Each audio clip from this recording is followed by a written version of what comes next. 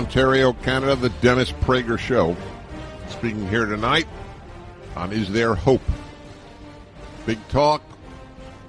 If you're in the area or you know people who live here, let them know. Just go to Where's Dennis at my website. So hi, everybody. Hello to you.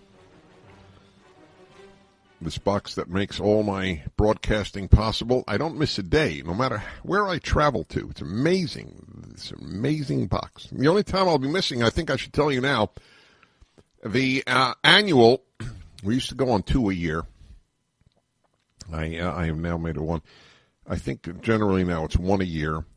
My listener cruise is taking place next week. I will be broadcasting Monday and then flying to Europe to catch a cruise. And then we will have some terrific folks sitting in, and then I will return. I haven't had a vacation in a long time.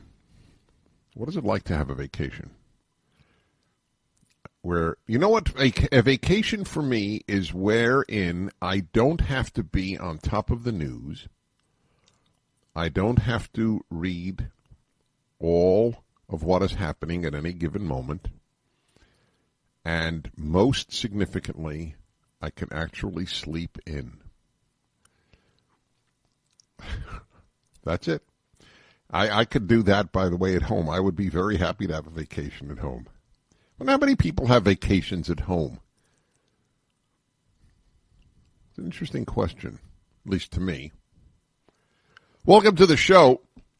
There was an article in the Wall Street Journal about Fidel Castro by one of my heroes, Mary Anastasia O'Grady. She is the Wall Street Journal expert on Latin America. And there's a guy who was, for 17 years, she writes, Juan Reynaldo Sanchez was part of the elite team of Cuban security specialists charged with protecting the life and privacy of Fidel Castro.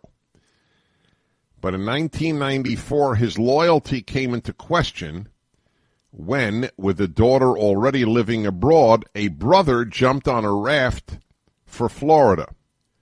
So then Castro fired Sanchez. Sanchez was imprisoned for 2 years and tortured. Now, you understand why he was imprisoned and tortured? Because his brother had fled. This is a common thing among communist rulers where they torture relatives. Torture. That's why it dissuades you from leaving the country. Why else would you stay in North Korea or Cuba? Sanchez was imprisoned for 2 years and tortured. In 2008, he defected to the United States, making him the only member of El Maximo leader's personal escort ever to flee the island. And then she describes about Castro. Now I continue. Sanchez witnessed firsthand Castro's indifference to Cuban poverty. The Comandante gave interminable speeches calling for revolutionary sacrifice. But he lived large. Now, you ready? This is Castro, the guy that all the lefties in the world went to essentially celebrate and even worship. This is how, because he was anti-American. Why does the left like Castro? Think about it. Why do they like him? They have elections in their countries. So why has the left like Castro since 1959 when he came into power? Right? And the answer is that he does two things that they love. He's anti-American, which the left around the world loves, and he speaks about equality, which the left is seduced by, because that's what they live for. They don't live for liberty, they live for equality. So therefore, if you speak about equality and poverty, they love you. So now listen to this. Sanchez witnessed, he was in the elite team of Cuban security officials around Castro, right? Sanchez witnessed firsthand Castro's indifference to Cuban poverty. The comandante gave interminable speeches calling for revolutionary sacrifice, but he lived large with a, ready? With a private island, a yacht, 20 homes across the island, a personal chef, a full-time doctor, and a carefully selected and prepared diet. Now, I'm not done. Gets better. When a Canadian company offered to build a modern sports facility for the nation, Castro used the donation for a private basketball court. And now I think this is a new one for me. The yacht, 20 homes, personal chef, private island, I'm used to among these dictators. But this one is a new one. Are you ready? Wherever he traveled in the world, his bed was dismantled and shipped ahead to ensure the comfort he demanded. That's, I got to tell you, that's a new one. Where somebody insists on having his bed with him. The great pianist Vladimir Horowitz, one of the greatest in the history of recorded music. And he was the giant in the 1940s, 1950s, 1960s, even to the 70s. He would have his piano sent all over the world, but that makes sense. And apparently he also traveled with his psychiatrist, which I guess makes sense in its way. But bed, I do like my bed, but I can't really see it being dismantled and sent all over. Wonder if anybody has ever shown up at a hotel and said, you know, I would prefer to use my own bed. But he celebrated. That's Fidel. Just like our guy from Venezuela. He was there. That dictator wanted to be for life. He was as well. Hey, we have him singing. Don't we have him singing? Hugo Chavez. Don't we have him singing? Soy mal querido por Hillary Clinton. Yo tampoco la quiero.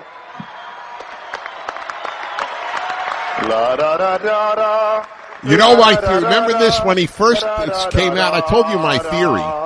Only dictators sing in front of their people. It's almost a giveaway. I mean, do you remember any Republican or Democratic president singing in front of a large audience? I don't. It's a sort of giveaway when you hear a guy, because you have to listen. So they're so taken with themselves that they also think that they're great singers. Dictators, it's an amazing thing what happens to the mind of a dictator, because you truly do believe you're great at everything. And since you have power over so many people, hey, they got to listen to me sing. I wonder if they're going to sing that, though. The Republicans ought to play that when Hillary Clinton runs for president, on the assumption that she will. How she was adored by the man who ruined Venezuela. It's one of the richest countries in Latin America. Now people line up for toilet paper. Here's another thing. People should make billboards of all the actors and other leftists who went to celebrate Hugo Chavez, and just say, so-and-so owes the Venezuelan people an apology. Wouldn't it be nice if so-and-so apologized to the Venezuelan people? Or, as I have said for many years, does being on the left mean never having to say you're sorry? That's the question. All right, everybody. We should put the article on Fidel Castro up at DennisPrager.com. 1-8-PRAGER 776. Got a big discussion coming up. Stay tuned to the Dennis Prager Show. La da da da da, la da da da da, da da da da da.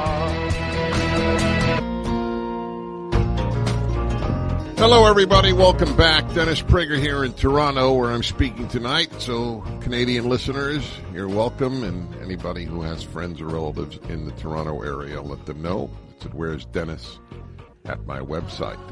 I have 2 stars of the young conservative world, of the conservative world generally, but they are also young. And well known to you, Mary Catherine Ham, contributing editor to hotair.com, and Guy Benson, political editor at townhall.com. They have a very good, really good new book out, End of Discussion: How the Left's Outrage Industry Shuts Down Debate, Manipulates Voters, and Makes America Less Free, and then in parentheses, and fun. Yes, that's right, less fun. There's a lot less fun because fun may have a slight edge to it, and we don't want anybody to feel offended by any of that edge. So to both of you, Mary and Guy, welcome to the Dennis Prager Show. Great to have you. Thank you very much for having us. We're excited about it. Thanks, Dennis. Well, good. By the way, whenever I have 2 authors, I have to attune myself to their voices to know who's who. But in the case of the 2 of you, it's much easier. You guys have a great opening quote in the beginning of your book from William Buckley. Liberals claim to want to give a hearing to other views, but then are shocked and offended to discover that there are other views. Is that, it's in true. A sense, what you're writing about? Yes, that's exactly what End of Discussion is about. I think many of us as conservatives have had that experience, perhaps at a dinner party, perhaps just chatting with friends where someone brings up a political issue and you happen to defend yourself from a conservative point of view, and everybody goes, "Ooh!" The record player stops, everybody drops their drinks, because your point of view is an affront to the party and to the polite company. And I think that's more and more increasingly and in a more organized fashion, that is what the left in America wants to do to the entire other half of the country. Just say, hey, we're going to win this debate by disqualifying your speech. End of discussion. And you give example after example in the book. Is that correct, Mary? Yes. We interviewed a bunch of folks, including public figures from George Will to Governor Scott Walker to Senator Cory Gardner, and even your buddy Adam Carolla, who fights this fight and they've all been involved in the outrage circus from time to time. And so we talked to those folks, but what also concerned us is the way that this trickles down to private citizens who are just wanting to write on their Facebook page or on their Twitter or have a discussion with friends, and how increasingly they look around and go, wow, the consequences for disagreeing with the liberal orthodoxy are pretty high, including sometimes the loss of your livelihood or your job. They will hound you until you lose your job. And that's what we talk about in End of Discussion, sort of revealing how that happens, how they organize, and how we can maybe fight back a little bit. Well, I would like to talk about the fighting back. That's why the book is important, and it's a lot of fun to read. To the extent, by the way, that you can have fun reading about what is essentially a very painful issue. I want to get back to that issue of Facebook. Young people have told me that merely putting out on Facebook a conservative idea will lose you friends. Yes. Yep, that is absolutely true. And it's not just in the virtual space, it's in everyday reality. Whether you're at a dinner party, whether you're at the office, I think Americans, not just public figures, because Dennis, you know, people like you're a famous radio host, you sort of sign up for getting some slings and arrows from time to time. That's part of the career path we all have chosen. But for ordinary people just trying to live their lives and raise their families, they are not ready to be public figures or try to talk like politicians. And so they're sort of, I think, increasingly looking over their shoulders saying, am I allowed to talk about this? What words do I have to use? What is the current set of rules that has been set up and adjudicated assiduously and ruthlessly by the left? And if I violate these new capricious standards, what's going to happen to me? And I think a lot of people do that calculus quickly, intuitively, and think, maybe I'll just keep that thought to myself. And that is exactly what we're talking about. That is the problem in end of discussion. That is the opposite of free expression and free exchange, which is what we value or should as Americans. I can't think of an area, and if you can, obviously, correct me, but I can't think of an area in even economics, or maybe you shouldn't even say even, economics, obviously marriage, religion. I cannot think of an area where if you take a conservative position, there are not penalties to be paid. Yeah, I think maybe you could make an argument on national security and the troops, where I think being very pro-troops. Yeah, is a very that's good. That's position. good. That's right. That's why I was waiting for a correction, and that's a legitimate one. That's right. And by the way, Dennis, and I think your audience will appreciate this.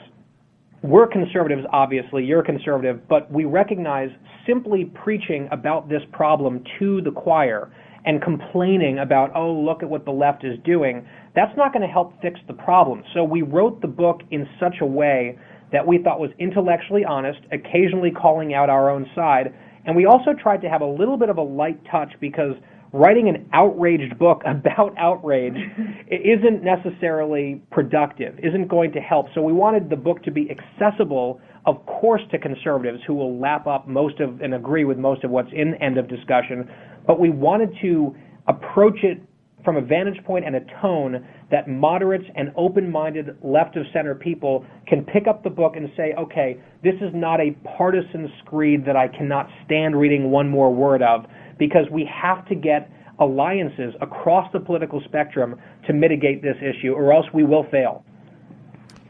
I couldn't agree more, and I think you succeed in doing it. The book, folks, is up at DennisPrager.com. It's titled End of Discussion. Have you personally, are all of your friends, well, forget friends, are all of your family members, the two of you, are they all conservative, your extended families? No. Both of us, I think, sort of practice what we preach, in that we have many friends and relatives and acquaintances who disagree with us on many things. I grew up in a very liberal town in Durham, North Carolina, a university town, lots of professors' kids, and I think it makes you stronger in your own beliefs and able to defend them better. But it also, I faced a lot of end of discussion type tactics as a kid and growing up in this area, because the reaction to my being different was, hey, why are you evil? And that's part of how they silence people, is to just say, that's what I've your said motives are bad. Yeah. That's right. We think they're wrong. They think we're bad. Yep. Yeah, that's key. All right, I'm going to ask you what you think the most horrible thing a conservative can say is. What is the worst today in terms of ostracizing us? End of discussion. That's the book. Back with the authors in a moment. Hi, everybody. Dennis Prager here. Two terrific conservatives are on the line with me. Fox News contributors and writers Mary Catherine Ham and Guy Benson. And they have collaborated in writing End of Discussion, which, if it can be fun, something so serious and so, actually, to me, scary, the end of discussion, exactly the point of what the liberal left world does to discussion. This book would qualify as being both extremely informative and fun. How the left's outrage industry, that's the thing, outrage industry, it's a perfect term, shuts down debate, manipulates voters, and makes America less free and, yes, less fun. So I asked you prior to the break, what would you nominate as the least acceptable position that a conservative can take? This was a tough one, Dennis, and we conferred during the commercial break, and we decided that probably Chapter 8 of End of Discussion deals with gay rights issues. We call this chapter Bake Me a Cake, Bigots. And Mary Catherine and I are for same-sex marriage. We are, fairly libertarian on the issue. But we also do not automatically jump to the next assumption that so many of our friends on the left do, which is defending traditional marriage, having trepidation and concern about changing millennia-old definitions of a bedrock of Western society and the family unit, might be a legitimate standpoint to have as opposed to a bigoted, hateful sort of worldview, which is what the left tries to cast anyone who opposes whatever their agenda item du jour pertaining to gay rights might be. It is cast as hate, mean-spirited, nasty, evil, akin to slavery or Jim Crow, which again is motive impugning. And it seems to be, at this moment at least, because it changes from time to time, but at the moment, crossing the gay rights language police is probably the most dangerous thing you can do. Right. That's exactly what I believe. I didn't know what you would answer. It's exactly what I believe. I happen to be against same-sex marriage. I am for fundamental rights to gays, obviously. Not obviously. It should be obvious to anybody who knows me. Everyone is created in God's image, but redefining marriage in the most radical way possible, and that is the most radical way, that gender doesn't matter, is to me a step too far.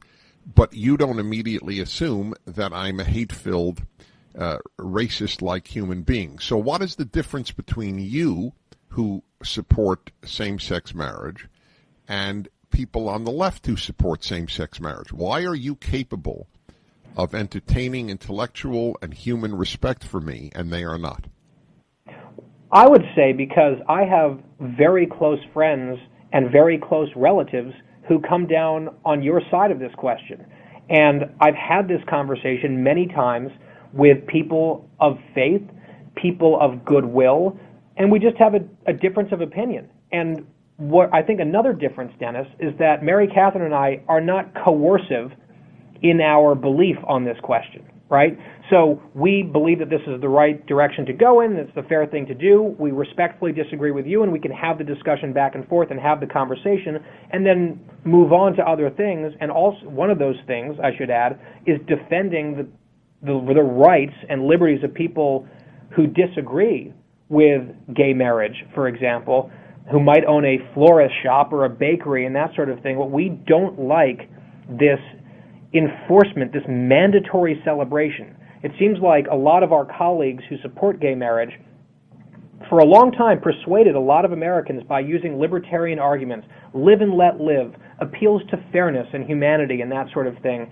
And then as soon as they gained the upper ground politically and in public opinion, which they lacked for many decades, there's this sort of vindictive, vengeful program of punishing people, going back and sort of doing what they always said they were victimized themselves of, and trying to enforce this new orthodoxy absolutely ruthlessly. And that's really what we tackle in great depth in Chapter 8 of End of Discussion.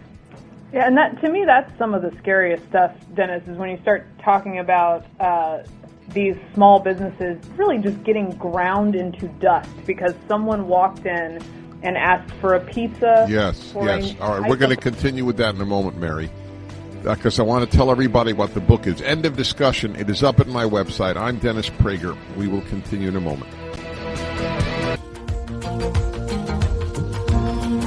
Hi, everybody. Welcome back. I'm speaking with Mary Catherine Ham and Guy Benson, Fox News contributors, writers, and with hotair.com is Mary, and Guy is a town hall. And they've written a very important book and a fun book, if this subject can be described ever as fun. End of Discussion, How the Left's Outrage Industry Shuts Down Debate. This is a book you should give to a liberal relative because it's not written in anger, but it's so powerful in the evidence that it marshals that what you should do is make a deal. I'll read 2 books by folks on the left for every one on the right that you read. And this is one of those that I would give. They don't tend to read us or hear us or watch us, though. Would you say that that's fair? Yes, Dennis, I love that deal that you make. It's self-sacrificing of conservatives to read 2 liberal books, but if it gets the job done, it gets the job done. And so please feel free to hand off end of discussion to your friends and or frenemies and relatives who disagree with you, because I do think it can reach those people. And one of the things we talk about in End of Discussion, and something that you talk about on your show a lot, and one of the reasons many people love it, is about just living a fulfilling life. It's not all about politics, and this outrage industry tends to politicize everything in your life, from chicken joints to the pasta you pick, from just everything, every nook and cranny of your life, and it is not practical to live that way, and is not fulfilling to live that way. And one of the things we talk about in a chapter called Uptight Citizens Brigade is about the war on comedy, and how so many entertainers feel like just this week, Jerry Seinfeld said he will not be going to college campuses anymore. Chris Rock has said the same, because they're so quick to turn on you when they're offended. They're so quick to need a safe space instead of listening to a funny comedian and being challenged a tiny, tiny bit, that these guys leave campuses. And I think that's where we have some hope. One, I think entertainers and comedians especially know that free expression is their lifeblood, and so they say you will not end the discussion, and they do a good job of fighting back every now and then. And then the other thing is, I think when you're reaching people with this message, the and fun part is really important, because Americans like our fun, and we like our rich, enjoyable lives and our freewheeling lifestyles where we get to try many, many, many things. And if you're closing down their options, people will respond to that, especially young people. So that's something we address in the discussion and hope to reach them on. You mentioned Seinfeld not going to colleges anymore. Are you aware of what was, and I'm not using the term the way they use it at colleges, what triggered his reaction when his daughter's reaction, she's 14, and where you got the audio? Yeah, listen to this, guys. This is from yesterday. I don't play colleges, but I hear a lot of people tell me don't go near colleges. They're so PC. Hey, I'll give you an example. My daughter's 14. My wife says to her, well, in the next couple of years, I think maybe you're going to want to hang around the city more on the weekends so you can see boys. My daughter says, that's sexist. They just want to use these words. That's racist. You hear that? You hear that? God. That's prejudice. Is that mind-blowing? Yeah, that is exactly what End of Discussion is about. We're saying thank you, Jerry Seinfeld, for this very timely advertisement for our book. It's a sad one. It's a sad advertisement. And what we've kept encountering, Dennis, as we have been building up to today's launch of the book, and this is the launch today. It's on sale everywhere, endofdiscussion.com. We are recognizing that it might be good for book sales, but it's so terrible for the country that there are news hooks, so to speak, about this phenomenon every single day, because this is a phenomenon that is accelerating, and it is born on college campuses, it is weaponized in Washington, D.C., and it is proliferating across the country and trickling down to every corner of American life, and it is making us less free, and it is making America a less fun place to live, and that's why we wrote End of Discussion. Well, how do you respond to my belief that I periodically say that totalitarianism is in the DNA of the left, even if they don't think of it that way? I think you are right in that they don't see themselves as shutting down debate that often. I think there's genuinely a crowd of people who just think, well, sure, free speech is keen. Like, I like the term free speech, but I don't actually stand up for it when that speech offends me. I've been amazed how many people, even talking on TV with folks, public figures who are willing to just say, well, that speech has no place in America. Well, no, lots of speech has a place in America. That's the whole point of America. But they want to end the discussion. I do think also there is a segment of the population, and even liberals and left-leaning folks, who can be convinced on this, that it's not necessarily in their DNA, and they have been sort of culturally Yes, well, bullied. that's the hope. That's why we have to get this book and things like that into people's hands. Miami, Florida, Jim, you are an American Airlines pilot, is that correct? Correct. Okay, tell us what you want to tell. Well, first of all, I want to say I enjoyed the cruise. My wife and I met you coming across the Atlantic last year. Wonderful. And, oh, yes. Hi. Good. Good to talk to you again. Yes, sir. Look, on June 1st, in celebration of LGBT Month, American Airlines changed the logo on their social media Facebook page. And so I was greeted when I turned on my Facebook page with a rainbow flag behind American Airlines.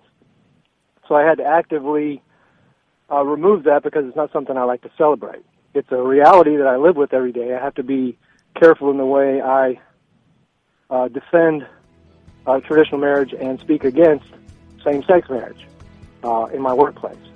It's just an opinion I have. Why don't you ask them, you're a pilot with American, why don't you ask them if they would have a Bible celebration month? Well, my question is going to be, would they please present the English flag behind the American Airlines logo in celebration of all the Christian missionaries that we take all over Latin America? Yeah. All right, we'll be back in a moment. Final segment coming up. You're listening to the Dennis Prager Show.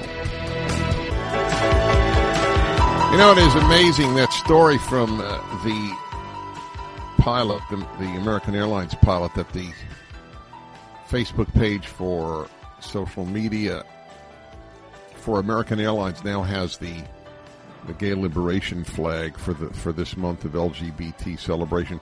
See, I'm speaking, folks, to Mary Catherine Ham and Guy Benson, probably well known to most of you, if not all of you, from Fox News and from Hot Air and from Town Hall, et cetera, et cetera. And their book has come out today, and I'm delighted to have them on the day it's come out. End of discussion.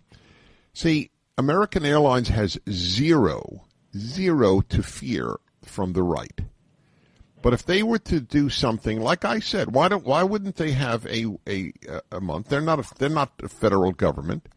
They could have a Bible reading celebration month, right? But they would never do it because the outcry from the left is so much greater than any outcry from the right ever is. Is that fair to say? You know what, Dennis? You are hitting on a really important point, because one of the challenges that we have anticipated in writing this book is people saying, oh, okay, you guys are both on cable news and you're bloggers, and you're going to start complaining about fake outrage. The right does this too. They do it just as much, if not more. That's not the case, and there are a growing number of left-leaning people who will admit it is mostly a problem on their side, not exclusively, but mostly. But when it comes to this disproportionality of impact, you are absolutely right. The left controls institutions. They control the culture in almost every respect, whether it's academia, entertainment, most of the media. So their ability to marshal outrage and have this outrage industry and end the discussion is amplified. It is much more powerful than the right. Of course, we have outrage merchants on the right who yell and scream and ask for boycotts and do all this stuff. But overall, they make much less of an impact because the opinion makers, the cool kids in society, say that, no, those people are cranks and marginalized and weirdos, so we're not going to pay attention to them. Well, the American Airlines thing proves it. I mean, to have the gay liberation logo up on American Airlines social media. An American Airlines flight attendant called in. She didn't want to go on the air, but she told the screener she's thankful for the pilot calling and my taking that call. But they would never have let's read the Bible month at American Airlines. Never. You guys have written a good book, an important book. End of discussion. Mary Catherine Ham and Guy Benson. One day I'd like to have you on again and tell me how the two people write a book together. I did it. It's not easy, and it's worth talking about. Good luck to you both. Thank you very much. Thanks, Dennis.